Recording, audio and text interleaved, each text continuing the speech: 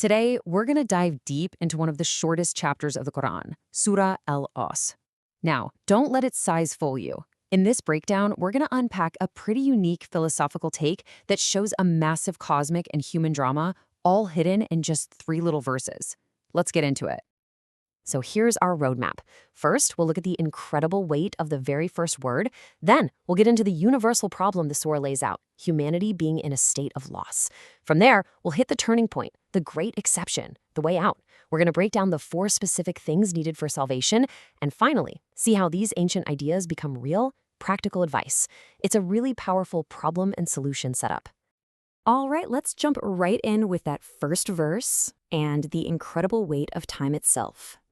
The whole thing kicks off with this huge cosmic oath, Wal Asr, which means by time.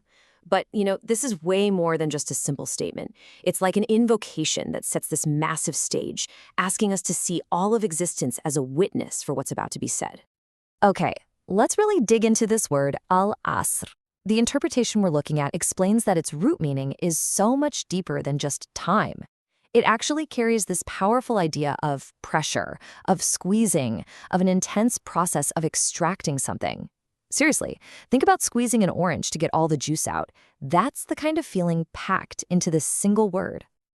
And this is where it gets absolutely fascinating. This interpretation connects that feeling of immense pressure and extraction to the Big Bang. That one single moment of unbelievable force where the entire universe just burst into existence. So while Asr isn't just an oath by the ticking of a clock, it's an oath by the very fabric of a universe that was born from the most intense pressure imaginable. So this brings us to a really cool way of visualizing the whole thing, an inverted triangle. Think about it. At the top, you've got 2 points, Al Asr, that cosmic pressure of time, and Al Insan, which is humanity, the thing being squeezed by that pressure. And what's holding it all up at the bottom? What's the foundation and the solution? It's truth and patience. Just try to keep that image in your head as we go.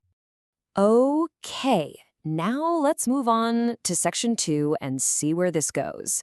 With that cosmic stage all set, the surah then makes this sweeping, unbelievable declaration about the human condition. Verily, humanity is in a state of loss. That is a stark, no-punches-pulled statement. After swearing by the entire pressurized history of the universe, this is the diagnosis. And it's not talking about some people some of the time. It's presented as the default state for all of us. So you have to ask, right? What does this loss actually mean? What is it that we've lost? Well, the analysis points to 3 very specific things. First, there's the loss of connection to God's command, where we resist guidance, often just out of our own selfish curiosity. Second, we lose the remembrance of God. We just get so busy, so caught up in the day-to-day, that we slip into forgetfulness and neglect. And finally, there's the loss of resolve, that solid inner determination to do what we know is right, which just gets watered down into hesitation and, doing nothing. I know, that sounds pretty bleak. But just when it establishes this universal problem, the surah makes this incredible pivot. And that brings us to section 3, the great exception. Just look at this contrast.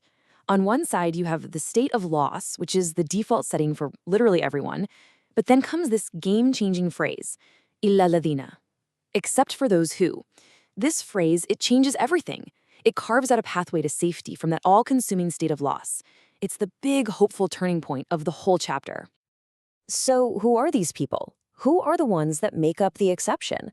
Well, section 4 lays out the 4 conditions for salvation.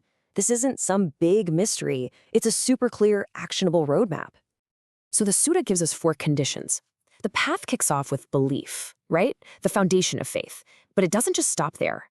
That belief has to be translated into righteous deeds. Action is a must. And then it expands outward. It becomes a team effort to actively encourage each other toward what's true and to actively support each other in being patient and persevering. And here's the beautiful part where it all clicks together. These 4 conditions are the direct antidote to that 3-fold loss we talked about. Belief and righteous deeds, they restore our connection to God's command and remembrance. And how do we rebuild that lost resolve? Well, through the communal act of encouraging each other in truth and patience. It's a perfect, complete system for recovery. So how does this actually play out in our daily lives? Let's get into our final section, a counsel for the righteous, which gives us some really practical, down-to-earth advice. The source material actually changes its tone here, and it's like it starts speaking directly to you with this phrase, "O righteous ones." It's a call to action for anyone out there who wants to try and live by these principles. So what does doing righteous deeds and enjoining truth actually look like on the ground? Well, we get these powerful examples. Bear witness for those who are being oppressed. Work on purifying your own soul for the sake of those who've been deprived.